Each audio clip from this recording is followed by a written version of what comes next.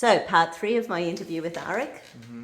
So, we were just having a bit of a chat, and one of my questions is, how long does it take to learn enough astrology to combine it with kinesiology? Well, I have two answers. And the first answer is I think if you just first get intimate with your own chart, this is like the best way. And I think we love to learn about ourselves, Yeah. We're We're all so like egocentric. yeah, but Yeah. it's also in a good way. So like I create these workbooks every 6 months. And in here, like for example, this goes with the new moon and the full moons. Yep, go ahead. And this is like it's an organization to explain the meditations and also so that you can see where is the new moon occurring for you in your own chart every month, because every month a different area of your life is highlighted. Okay? And so when you get intimate with that, then you start to learn about the different houses, for example. So like if you go to the back, you basically you have a list. So the first house would be your motivation, your well-being, how you approach life, self-awareness, your personality, your appearance, self-images. Self-images are basically perceptions we have of ourselves which don't always match the reality. Okay? Yeah. But that's where they fall. Our basic character, our point of reference, where we like anything that that we learn about or that we perceive, then we have our own point of reference. So that's all in the first house. Our mannerisms, or if we go into the 10th house, it's our social definition, our career, our most influential parent, for example. And so I think if you just go through and you see like how this pertains to you Yeah. throughout the course of several months, you start to get intimate with it and you start to see like, wow, the circle with all of these things in here, it actually like means something. Right. And it's an amazing thing because I'm still learning astrology like every day. And so I think getting intimate with that and working with the transits and even just getting like a reading or even reading a book is a good way to start, because the good thing is like the motivation is to learn about yourself. Right. And then I would imagine the occasional client who's very close to your heart, if you start working on their stuff, Yeah, that'll allow you to learn bit by bit as well. big time, big time. And then another answer would be scan sheets. Hey, thank goodness for kinesiology scan sheets. Absolutely. So Yeah. I've created lots of scan sheets because there's also different schools of astrology, and some of the associations might be like different in other schools. But like if you have like, for example, if we just go back here to the houses, we can see like which house would be like a priority right now, which is so much fun, because it could be like, okay, fourth house is coming up. This is family stuff, genetics, and then we start to go into there. And so there you're working with the chart, Yep. even though it's a scan sheet.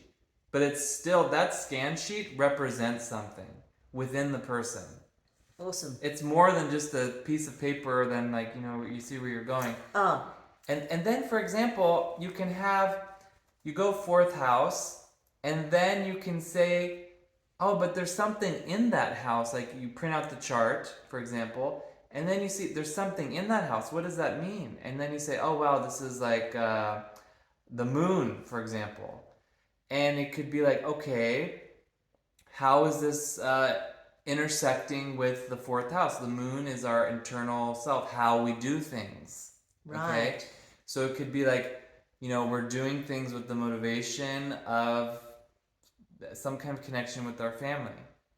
It could be like, for example, something is coming up as a priority and you ask someone that, and they'll be like, oh my goodness, chances are they have something to say about that. So it can be quickly with scan sheets, but if you really want to understand and make these connections, it could take if we go like one cycle through the different phases and understanding and learning, it could take like 6 months to a year to have like a good solid foundation. When I was teaching astrology online, what the way I would teach it is through a journey. Right. I wouldn't just like feed information, but we would get really intimate with each archetype and actually live with them for a week. Okay. To really get intimate, like, because every different planet, every different thing that you see in a chart, even in the world, is actually an archetype. It's sort of like what Abraham Lincoln did. You know, so when he was wanting to be president, and of course he failed like many times before he became president. He was an Aquarius. Right.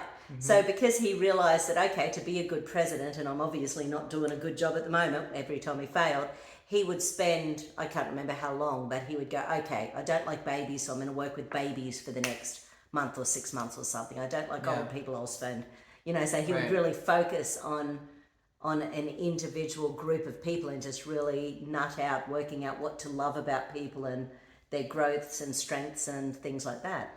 What's also really amazing, Madonna, is like if you embark on the journey of learning astrology or about the archetypes, you'll see how it fits into what you're already doing. Yeah. You know? And that's what I find so amazing. So if I'm working with like nutrition and different archetypes, then I'll go down to like the chemical level and see, okay, well, how is this connected to that planet and the transits that are going on? Because there can be like certain spikes throughout the month, like in the blood. I mean, we're not taking our blood every day. Well, I mean, you know, you can see or you can feel that there are different spikes, or there's up and down, ebbs and flows of different hormones and stuff like this, and this is all influenced by frequencies, and once again, that flow of life. So I think it depends on your level of motivation, but like I said, learning about yourself is really a great motivation to learn a subject really quickly, and that's what's amazing about astrology, is like you learn so much about yourself. And it's not only what you're born with, but how you're being impacted and how it's growing, because the planets, they're always moving. And I also have to say this, really important, because this often, like, I don't say this actually often enough, but when we're talking astrology, it's also because I'm very scientific, it's like, it's really in the eye of the beholder.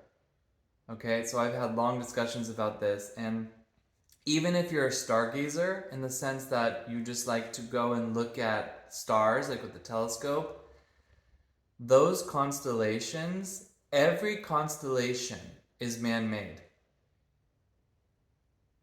Okay. So the ancients, they made those, like the Big Dipper, for example, okay?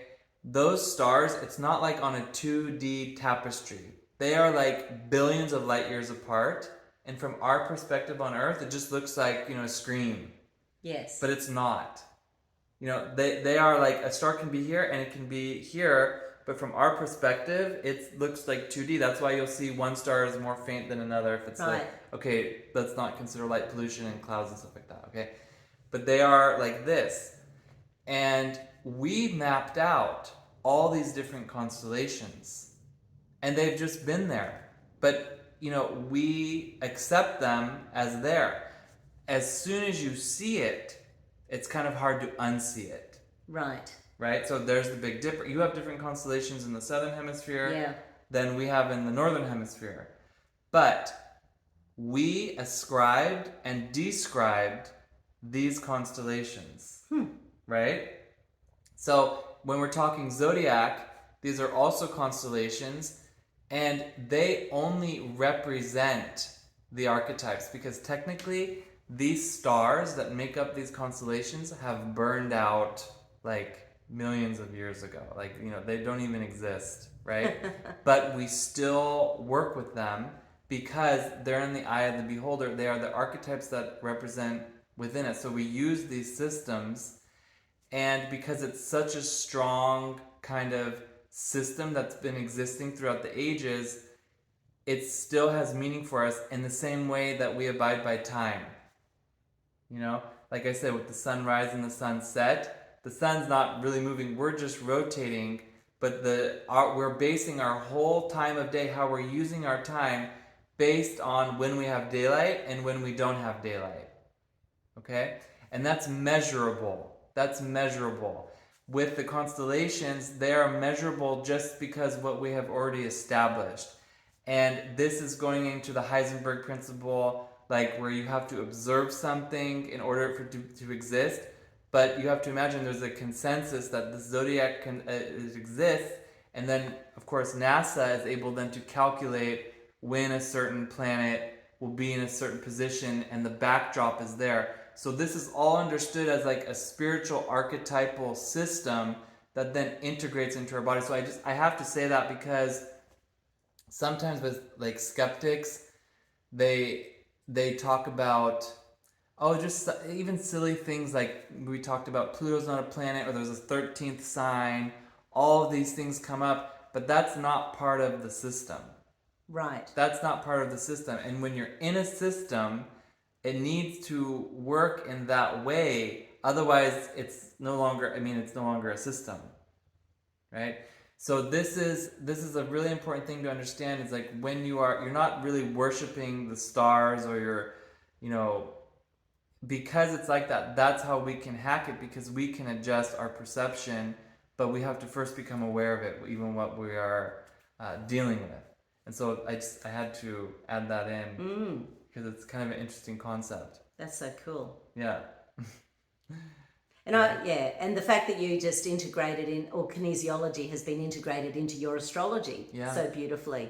Yeah. And yeah, it's for me it's really important, because also I can look at a chart and see what's going on, just like with my years of training, but also I like to muscle test to see like what's the priority in the chart. Yeah. And then like going for the current point, there's also a point for wealth, a point for life force and sexual energy, and then a point for opportunities. Because like I said, it's all about the flow and directing the flow and irrigating the flow to the different areas of our life, and having like a good fortune in health and wealth and relationships, in career, all very important. Like we can irrigate how the flow is going, even into different organs and things that we want to work on. And so it's about irrigate. I love that. Yeah, it's about irrigating that flow through the chart, because each of our charts is like a crystal, and how the light hits it is then our unique prism that is then being created from that light. But we all refract the light in our own unique way. Yeah. And you can see that based on the chart, which is then reflected through the different chakras and meridians. And it's almost like every human is different. It's true. What a concept. Yeah, every human is different, and that's also why I love kinesiology, because every balancing is different. You cannot do one like protocol for everybody. And hopefully if you're a good kinesiologist, or if you're wanting to be a good kinesiologist, you'll be excited about the possibilities of what you can find and what you can do and what you can change and what you can ask. Yeah. And just having the freedom within your kinesiology to do the best for your client at that time, even if you've never done it before. 100%. This is also why I was very grateful, like, working with you, because then I started to figure out, like, once again, like, the transits that are coming, how can we prepare for that? Yeah. Like, for example, like, during the New Year's, I get really busy, because it's like, what's coming in the next year? And how can I prepare for something that's coming in March or in August? Right. And we can actually work on the healing, like, on the body, like, the energy level, which is really a good supplement to the shift in consciousness. And I hadn't thought of it until you were talking about the Chiron point before, and I've got a red light thing. I was sort of thinking, Arik found yesterday my Chiron pointers back here somewhere. Yeah. Like, could you actually just use like red light therapy to... You can. So when I was... Or at least muscle test whether or not that would be beneficial. Yeah, you can muscle test anything. This is like, we know this, but also I've tested so many different modalities for sealing the Chiron point. I've tested everything from crystals to lights is a very good one, but also you have to see how long it lasts. Also, people have recited mantras. All these things can seal the points. However, I have found that the most efficient way is to use essential oils that then are connected to those signs. And then actually I developed blends for that with our company, which like since it's been around for like 30 years, like the essential oil company, because it reaches the subtle levels and it stays for a long time. So when I was first sealing my Chiron point, actually that crystal up there you see in the corner, Oh, yes. that was sealing my Chiron point. Now, can you imagine Walking around with that walking, inside your shirt? walking around with that all the time? I was putting holes in my shirt. It was really uncomfortable. It did not make sense, but it worked. Okay, she's grabbing the crystal. But I was like, I have to find another way to do this because it wasn't convenient. And so some of my students, they would then recite mantras, and I was like, my goodness, you have to recite a 5-minute long mantra to seal the Chiron point every time. I mean, who has time for that? Yeah. So I started to use like essential oils. Like I would develop different blends for the different signs. So this one's like Virgo, and like I would just most of the time it's the sign of where Chiron's in, and then you can muscle test it and confirm it. Sometimes it's the opposite sign. Right. But most of the time it's the sign Chiron's in, and usually Chiron is exactly on the point of the rulership of that sign as well, or the meridian. It's very interesting because the different meridians correspond to the 12 signs, but that's just nerdy stuff.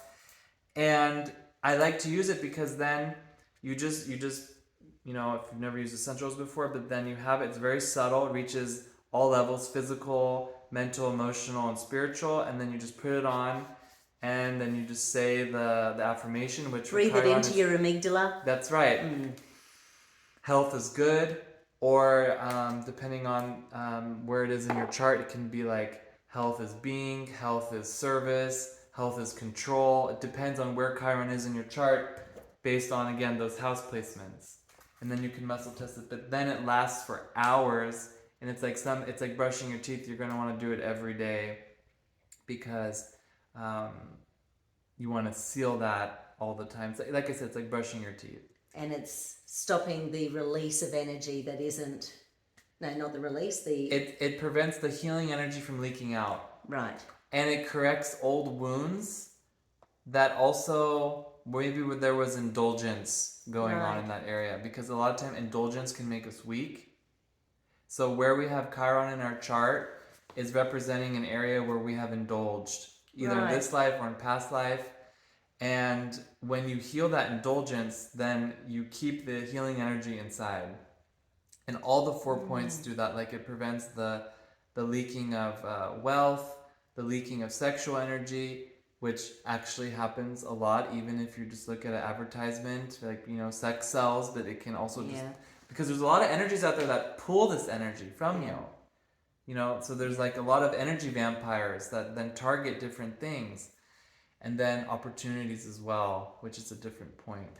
So it keeps it inside so that it doesn't leak out. It's like when you have a hose and, if you're watering the flowers, but you have a leak in the hose and it's getting there, but it's not as good as it could be. It's also like all this water is going all over the place and maybe it's not exactly where you want it to go. Not the proper irrigation. Yeah. And I have seen so much success with it. Like, just seal the Chiron point, takes 5 seconds, and then it makes everything go. It's like, actually, it's the only pre-check I do. Nice. I taught him how not to do pre-checks in kinesiology. I used to do like 20 minutes of pre-checks, and it's like, oh my God, and then she taught me, like, okay, you just clear it out. But the Chiron point is the one thing I do check, and it's just one check. And then we just go through and everything will stay in. Yeah. So it's really amazing. Yeah. Awesome. Yeah. So how do people find you?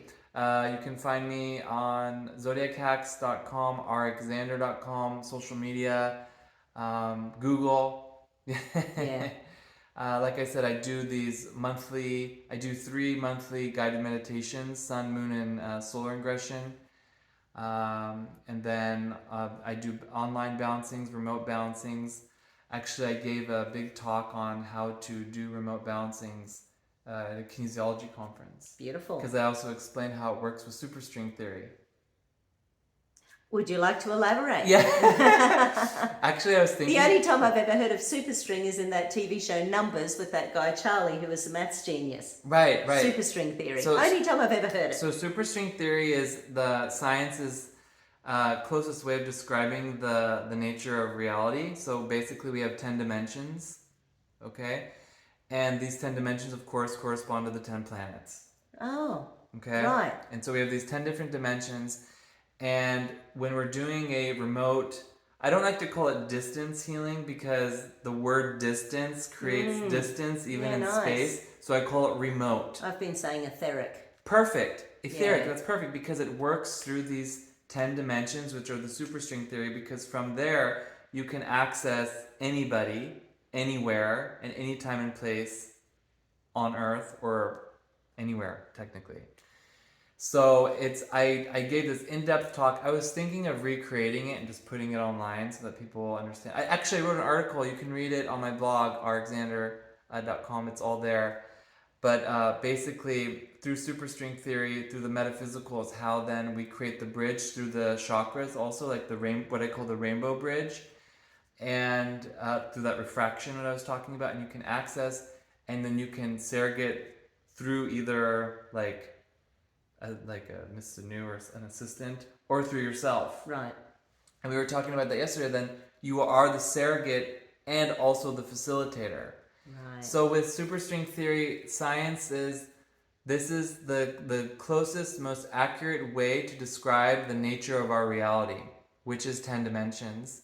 And you know this also, we see it in a lot of medieval pictures, like with the tree of life. You have the 10 different dimensions, which I don't have a thing here on it, but there's 10 different dimensions, how the energy is flowing from the top all the way down into the roots. So like from the crown to the roots. And I do balancings with that as well, to see like maybe there's a blockage in a certain channel, and then of course we go back to the chart and we see what is the blockage, how can we unblock it, because with superstring theory, it once again ties in with the Heisenberg principle. How we perceive reality is how we are going to experience it, which means we have to take responsibility for our thoughts and our emotions, and it's a lot of work to do. Gosh darn. I know, but thank God with our healing kinesiology, we can kind of like whip ourselves into shape so that we have the proper perspective. And I just love it because the concept of 10 dimensions has been around for thousands of years with the alchemists and the ancients and the sages, but science now is like they've caught up, and they said, no, this is the most accurate description of reality. So I don't want to go off on a whole tangent. Check out the article on that, but this is the basis of how I'm working, and it's really interesting because there are 22 pathways that connect the 10 the 10 So you can work out where the blockages are. That's right. And the 22 archetypes are connected to the 22 archetypes from the tarot, which then plug into the 22 archetypes of astrology. So it's all connected, and I love to connect it with the body and the energy systems, like with 10 chakras and 12 meridians. We have the 22 energy structures, and then we have the different bodies, bones, muscles, bones, ligaments, everything in there. So you work with 10 chakras, not 13. I work with 10. Okay. Yeah. Well, technically, we have many chakras. We do have many chakras, absolutely. We have many chakras, but there are 10 major chakras that then correspond to the 10 planets and the 10 dimensions from superstring theory. That's so cool. Yeah, it is really cool. I'm so going to need to get you to do a masterclass or two when I start my signature system. I would love to do it. That'd be really awesome, because I love also your feedback, because you have so much wisdom about where everything goes. Well, funny, you were talking about something before, and my brain was trying to work out where that was in the periventricular survival system. Yeah. So there's a part called the periaqueductal grey matter, which is to do with how your physical body responds under stress. Wow, beautiful. So when I was a kid, this is the example, and sorry, I'm going to treat you like my brother. That's fine. So, under stress, in our family, one of the go-to things is bullshit. Right. So we Right. punch, we sort of, Right. it's Yeah. very physical in Yeah. our family until Yeah. about 5 years ago when we all started getting too old for that and, Yeah. started getting grumpy at each other for doing it. Yeah. I think Nice. my mum was the last one to give it up. Right. Punching. Right. Well, that would definitely be a first house. That would fall into the first Right. house because it's the body. Yeah. So Interesting. everything you can take and you can put it in. So therefore, if you were somewhere doing that little connection there, you could quickly stack in the periaqueductal grey, physical points if you had those as part of the LEAP or the brain integration stuff, wherever you've learnt it, whether it's My Signature System or LEAP or wherever. And just get more Absolutely. depth to the balance. It once gives more again. depth, and also it works like on the karmic level as well.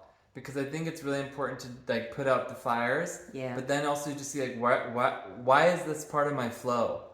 Yeah. Why is this flowing into my reality? And how can I prevent it? How can I irrigate this in a different way? I want to channel it into career or into having a child or, Yeah. or even contributing better energy to the collective, Yeah. which you can do, Yeah. That's so cool. Yeah. This is what always happens when I do a podcast. I end up wanting to learn whatever I've just chatted about.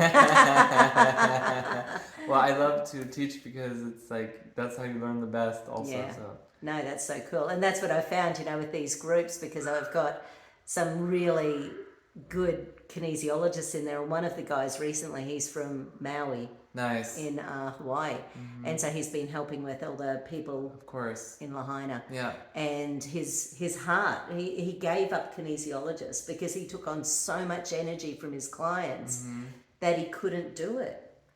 So we ran a balance on the doctor I had on the table, and it was about negative entities and negative energy fields and alien energy and, all sorts of stuff like that.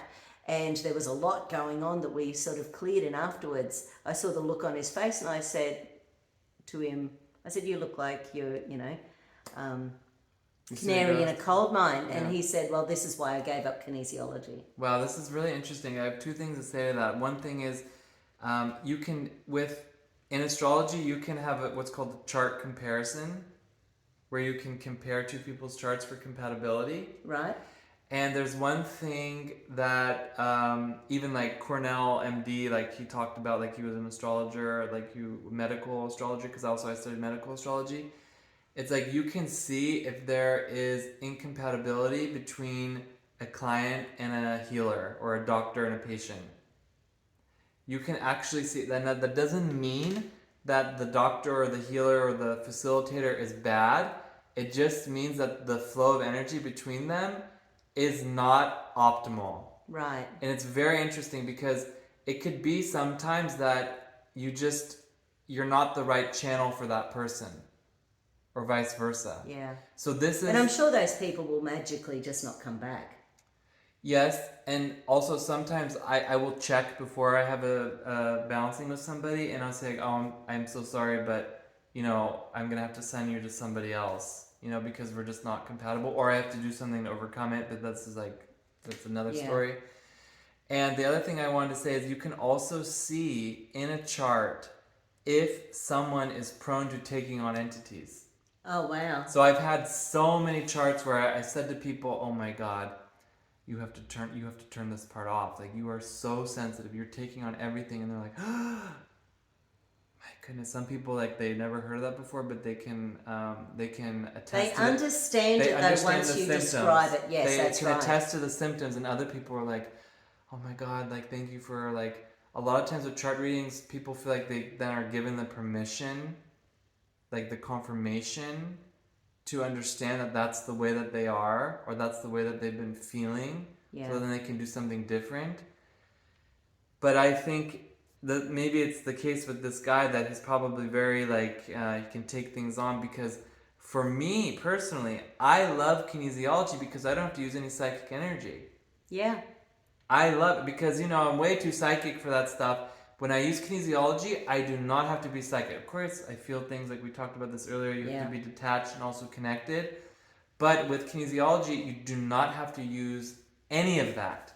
No, once you can muscle test, you can muscle test. And yes, you can go back and recheck yourself and make sure it's accurate, but man, it bypasses a whole bunch of that stuff, which is awesome. Yeah, beautiful. And there are little things that I do throughout my balances, so I'm taking on less stuff. If I give them a flower essence, I take some drop myself. Quite often, if I'm flushing their central meridians, I'll flush mine. Yeah. You know, so Smart. yeah, so that occasionally I'm just sort of doing little things through the balancing to keep me centered, so Yeah. that I'm giving the best I can. I love how you work like that.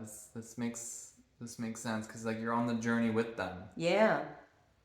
And I do believe that sometimes those clients we're attracting are mirroring something that we've got going on in our life. Oh my goodness. So then it's really funny because you'll have, 3 people in a day or in a week, and I'll go, have I said this to you before? And they go, no, and you go, oh, must have been someone else. It's so You true. know, because it's so bizarre. You have these little, and once again, maybe that's the stars. That's something out there in the universe that it's affecting people in the same way, and I'm seeing those. Yeah. I've never thought of that before. Yeah, definitely with the synchronicity, 100%. It can definitely be like that because it could be like this issue, like you can have like these cosmic plagues going on, and then it's like here's this healer that can help you with that, and then they'll be funneled into you. Yeah. 100%. Absolutely. There's no doubt about it. That's a good fortune for them. Yeah. It is. Because also I'm really big on inner work and shadow work. Yeah. Like for me, this is like this is how you reveal the light. You bring the light to where there's darkness. And this is really like where my passion is. Like I'm really good at seeing in the dark, even literally. Like when I go in the caves in the Himalayas, like I could see no problem. I could even read. But it's like I for me it's like getting it, like I do deep inner shadow work, like looking at the chart I can see what's going on, and then how there's so much treasure in there that needs to just kind of, you have to shine a light on it and bring it to light, and then give it to the person so that they have a good fortune. Or yeah, go ahead. And this is what you're working on with the program in the background to be able to, what's it doing? Liberate. To liberate and also help the person direct where they want the flow to go. Right. Because you want that good flow, the good fortune in your life. And this is also like you see a lot of times in for health and wealth and everything. relationships and family. Because in kinesiology, like even with sessions or even Reiki healing sessions, stuff like that, sometimes we forget about that. Yeah. We're so like, just fix me now. Yeah. But what about long term? What brought me to this? I mean, I know you totally go into all that, like with the ancestry stuff and where is this coming from? But it's also like, how can I create a reality? Yeah. How can I create that reality? And you guys, we really need to do that now. We do. It's so important. There's so many things working against us doing that. Oh, that yeah. we have to be more. There's a lot of focused influences that do not want us to be empowered. Yeah. And this is like what I was, we've been working all morning, but what I said to Madonna earlier is like this isolation. Yeah. Okay, we've been isolated since whatever, but even then technically we were getting more and more isolated, but then we were really physically isolated. Yeah. And when we are isolated, we are weak. We are weaker because we're imperfect. We're perfectly imperfect. But when we come together, we are whole. And these imperfections, they're just like, they don't stop us, But when we are isolated and we're sitting with our imperfections and we kind of like fester on them and we beat ourselves up, and even if we're surrounded by people, we could be still isolated because that's what we're used to. Like when we're just scrolling and scrolling and scrolling and scrolling. So the point is that... What do you call it? Doom scrolling. Doom scroll. You're just scrolling and you're doom scrolling, and it's bringing your vibration and your energy down. It's making you feel more isolated and separated from what you want to be. But it doesn't have to be that way. And when you're working with your stars, and they do not want us to know about the power of the archetypes, of our stars, of healing. of also like all this kinesiology wisdom. It's, you know, it's empowering, and it unites us, and it's our responsibility to use it as much as we can, especially now in these times, because like Madonna said, there are a lot of forces that would want to just, let's just call it, stuck in doom scrolling. Yeah. You know, And it's very addictive. They know you're getting those dopamine hits every time you get Yeah, on like- there, and you get a like every time. it's yeah, what is it doing in the brain? Yeah, no, it's full on dopamine hits, and teenagers get a double dopamine hit for everything that they do. So, you know, and kids are getting so addicted to devices. My grandson is 5.5 years old. We don't let him have devices when he's at our house. Very good. We play old school stuff. We Super. play snakes and ladders and Yeah. Kaplunk and Yeah. you know, and we just don't allow it. Yeah, board games are awesome, and you know, also, I mean, it's too young for that, but like crossword puzzles and Yeah. stuff like that gets you thinking, and it's absolutely, it's amazing, because these devices, even though they help us to connect with information, they also steal time. It's almost like the powers that be don't want you to look up. Exactly. Beautiful. And like, actually, Aurelia always says that. This was one of the first things she ever said to me. Always look up. Yes. Always, like, also up. You know, really look at what's going on. And actually, in a balance with Mm-hmm. Aurelia, maybe 6 years ago online, I had my friend Sanu on the table. She was taking on Aurelia's Mm-hmm. energy, and somewhere through that, Sanu was said, "It's fun to be human. Tell her it's fun to be human." Yeah, beautiful. And it is. So I regularly think of Aurelia when I'm Yeah. doing a balance, and I say that to a client. It's fun to be a human, and they go, "Wah." And that's the point. Yeah. That's the point. We are here to celebrate life, and she's absolutely right with that. Like, it's fun to be human. We are here to celebrate life, to have a good fortune, and to really create it as we want. But we have forgotten that. I'll bet Sanu's Chiron point is not sealed. No, I don't think so. We need to do it. Yeah. We need to do it, and we can do it remotely. So Yeah. it's very important. Everybody needs to have their current point sealed. Like, this is the basis. Okay. It's like, I don't want to. If I never see you again, let's seal the current point. Yes. Can we energetically put it out there to people? We can't, can we? to have them want to seal the current point. Yeah. Yeah, of course we can. You know, of course we can. Because everyone can identify with the wounded healer. Yeah. It's an archetype that's within us. Yeah. Beautiful. And then you give up wanting to help anyone. You get discouraged. Yeah. And discouragement is the number one weapon to like light workers and healers. Yeah.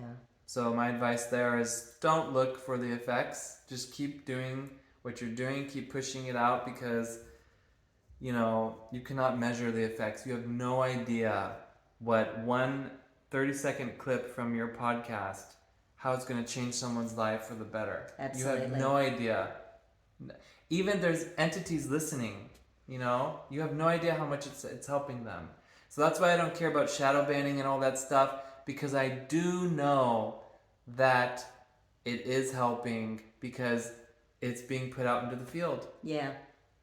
Yeah. Mm-hmm. And each person who watches, you don't know how that person is then going to go on and affect other people around Exactly. as well. The sparks of light, they pass around to each other, and it's an amazing thing. So Well, I am so glad I dropped into Treviso, yeah, we're in Treviso. Venice, Yeah. Italy, Yeah. Just a little to bit see north him on of the way Venice. to my holiday. Yeah, nice. It was really good. It was perfect. It was Oh. like I was here, so it was like I loved it.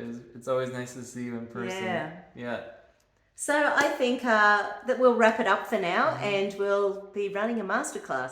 I haven't Yeah, just- we can run a masterclass. Maybe we can also, we'll think about it. Maybe we can do something, like if your listeners like that, like we can talk a little bit about what's going on cosmically and how to do Yeah. balances with that. That'd be beautiful. Because it'd be good to kind of like maybe doing like these balancings, like with these big transits that are going on, because you guys, I'm really sorry, but next year doesn't look so good astrologically, but we can transcend it. We can shimmy But we it. have to be aware of it first.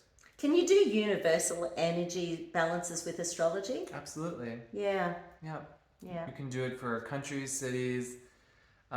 It depends if you can handle Sarah getting that. or right. you know what I mean? I'm pretty tough surrogate wise. Yeah, you have to be very like making sure you can handle what's going on there. Maybe sometimes it's good to divide it, like Western Hemisphere, Okay. Eastern Hemisphere. We'll have to have an Aperol first. Yeah, sounds good.